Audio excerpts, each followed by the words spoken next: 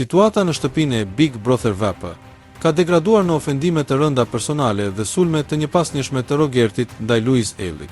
Gjithçka ka nisur ndërsa Luizi po bënte dush, ku Rogerti ka shpërthyer në një lumë akuzash për moralin, karrierën dhe të kaluarën e fituesit të BBV2. Rogerti e ka nisur sulmin duke i përmendur Luizit paratë dhe karakterin. Miliona euro të më japësh, ti djeg në sy të gjitha, edhe pse kam nevojë edhe për 100 euro. E di qa problemi ke ti? Ti je mosmirnjohës në jetë. Pse? Erdhe si mbaruar muajin e parë. Bëre qa bëre për punë kontratash edhe o burra. Si a di për ndërvetes. Mos rritën a hapesh këtu për punë zinxhirash. Na e ke vendosur arin në qaf kaq.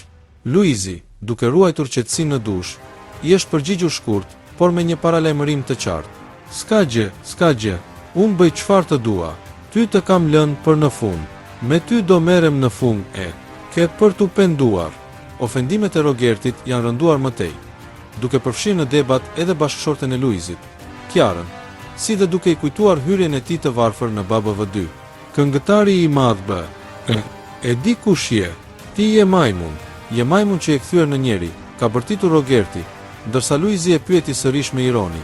E di sa ke për t'u penduar, ajo mbretëresha që të mban ty, Kiara, Zoti e rujt, por ti prap ke tipare majmuni vëlla Ti je lepur, Zoti të rujt. Kujdes me zinxhirin e arit që mban në qafë Zinxhirin e arit ti e ke degradu. E mban mend kur ke ardh pa zinxhir, pa kpuc, pa brek. E mban mend kush t'i dha, i nderumi me të degradumin.